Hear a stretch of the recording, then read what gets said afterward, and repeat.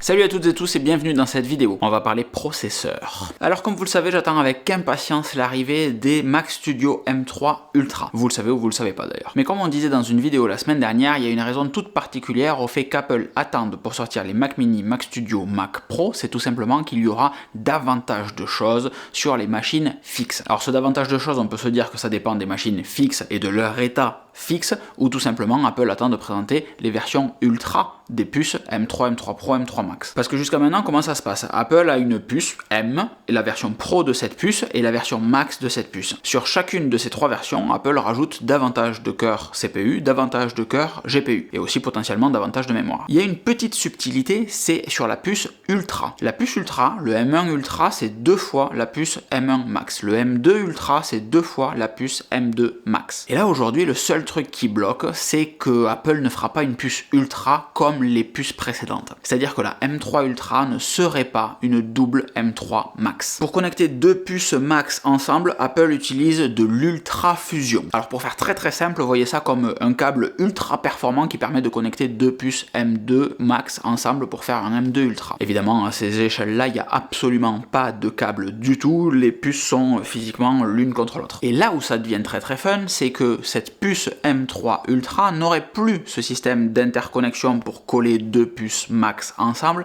mais ça serait une toute nouvelle puce. On aurait pour la première fois depuis qu'Apple est passé sur son propre système d'architecture, des puces prévues pour du standard, entre guillemets, M Pro, M Max, et des puces ultra énervées, et j'ai dit des puces ultra énervées, la Ultra et la extrême. Alors comme d'habitude, on n'est pas du tout sûr du wording, ni même du fait qu'Apple fasse une puce M extrême, mais pour autant c'est quelque chose qui tient quand même pas mal la route. Parce qu'il faut reconnaître que le fait d'avoir un Mac Pro avec une puce Ultra qui est la même que dans le Mac Studio, ça fait pas vraiment de sens. Déjà parce qu'il y a vachement de place, beaucoup plus de puissance, plein de choses à faire avec un gros châssis comme le Mac Pro. Donc il y a peut-être mieux à faire là-dessus. Idem, le fait que le Mac Mini s'arrête au Pro et n'aille pas jusqu'au Max, c'est un petit peu chelou. Donc peut-être qu'Apple est en train de revoir toute sa gamme fixe pour avoir un Mac Mini qui va jusqu'au Max, un Mac Studio qui fait Ultra et Extrême et un Mac Pro qui fait que Extrême. Bon, ça c'est de la tambouille, absolument pas sûr du tout de ça. Mais ça permettrait à Apple d'avoir une puce M3 Ultra qui serait custom depuis le début, pas juste un doublé de la puce Max. Et ça, d'un point de vue architecture, c'est génial parce que ça permet de designer réellement la puce pour des besoins totalement spécifiques. Apple pourrait donc rajouter beaucoup plus de cœurs GPU, puisqu'on va parler d'intelligence artificielle et de réseau neuronal. Et donc le GPU, le processeur graphique, c'est réellement le nerf de la guerre parce que c'est là que est la puissance. Un GPU, à l'inverse d'un CPU, peut réaliser plein d'opérations en parallèle,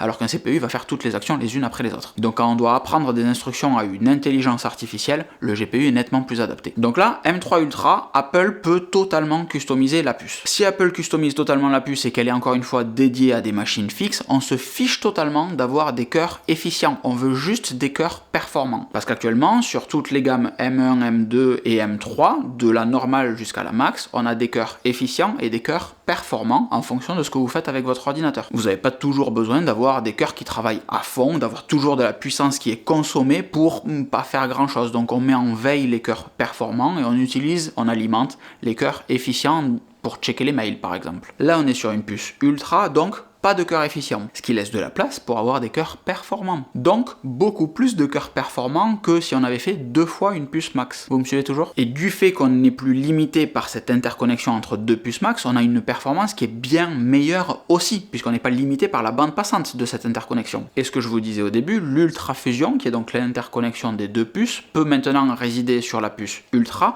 pour créer une nouvelle puce extrême, qui elle, pour le coup, sera 2 fois une puce Ultra. Mais comme la puce Ultra est fine-tunée pour des performances de professionnels ou très exigeants, et bien en fait on aura une puce extrême, appelez ça comme vous voulez, qui sera d'autant plus adaptée à des besoins de professionnels. Et ça, même si ce ne sont que des rumeurs, si ce ne sont que des suggestions, c'est quand même très logique dans l'évolution d'Apple et dans la progression de la gamme d'Apple. Parce qu'en face on a Nvidia avec des GPU desktop qui sont très énervés et il faut qu'Apple aille les chercher. Donc la question c'est pas tant de savoir si Apple va le faire que quand Apple va le faire. Est-ce que ça sera avec la génération M3 cette année? J'y crois pas mal. Ou est-ce que ça sera avec la génération M4 de l'année prochaine?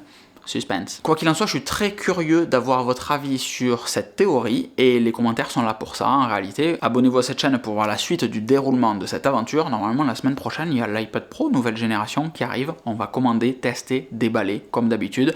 Donc je vous attends, venez nombreux. Je vous fais des grosses bises, je vous souhaite une excellente fin de journée et je vous dis à très vite. Ciao ciao.